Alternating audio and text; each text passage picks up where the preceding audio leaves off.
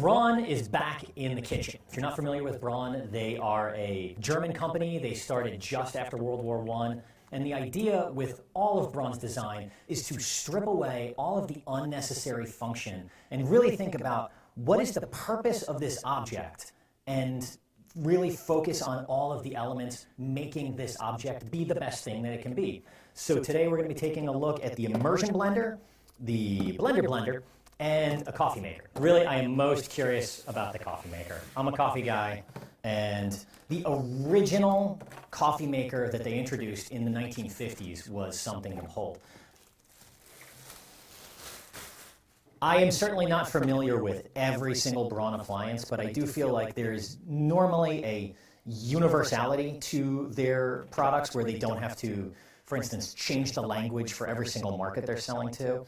But at least the buttons here are really straightforward. Brew, auto on, auto off, clock, set, clean. Now that is really nice. There is a sort of a staircase of measurements for how much water you've poured in. As you pour the water in, you are going to be able to have a really clear sense of how much water is in there.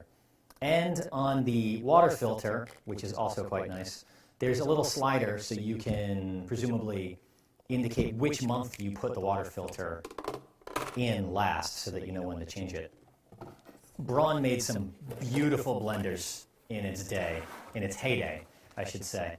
The first thing I see is this huge, ugly warning label right here. And I say, safety be damned. There is no reason that they couldn't have put this somewhere else, anywhere but right out front.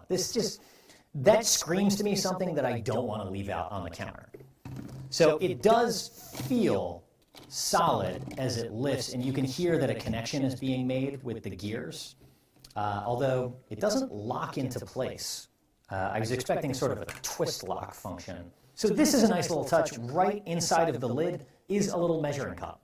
The buttons here feel fine. They don't feel better or worse than any other blender functions. There's pulse, stir, chop, mix, puree, liquefy.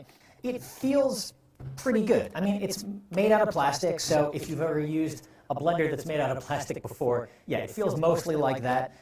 In terms of the visual aesthetic, it looks fine, honestly. I don't think it looks any better than most other blenders on the market, and it certainly does not look as good or feel as good as a Vitamix, but that's also a lot more money, so in part you're getting what you pay for.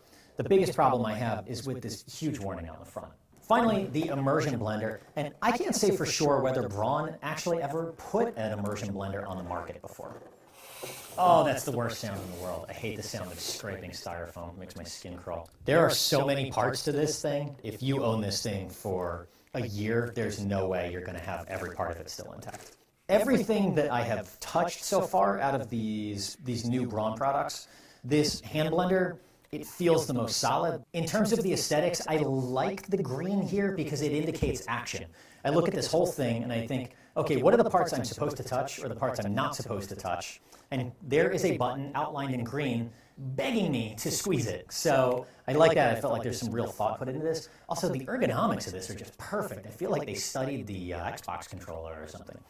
There's a satisfying click when you put that into place. Also, I like the jagged shape to this because it makes it clear exactly how it's supposed to meet its brother. As for the rest of this stuff, there are just so many parts, you're probably going to lose it. I like that some of them are color-coded, but you're absolutely going to need the instruction book for this. I don't hold that against it. I just think it's a lot to get your head around.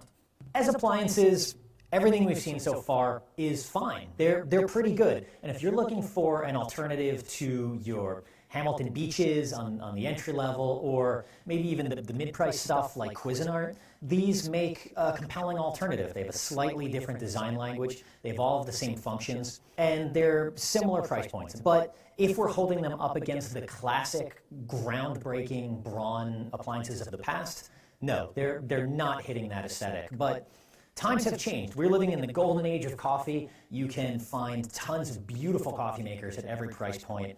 The blender landscape has changed. There are Vitamixes and things like that that cost many multiples that are beautiful and a higher quality, I think these are fine, reasonably priced alternatives. Braun is back in the kitchen. If you're not familiar with Braun, they are a German company. They started just after World War I. And the idea with all of Braun's design is to strip away all of the unnecessary function and really think about what is the purpose of this object and really focus on all of the elements making this object be the best thing that it can be. So today we're going to be taking a look at the immersion blender, the blender, and a coffee maker. Really, I am most curious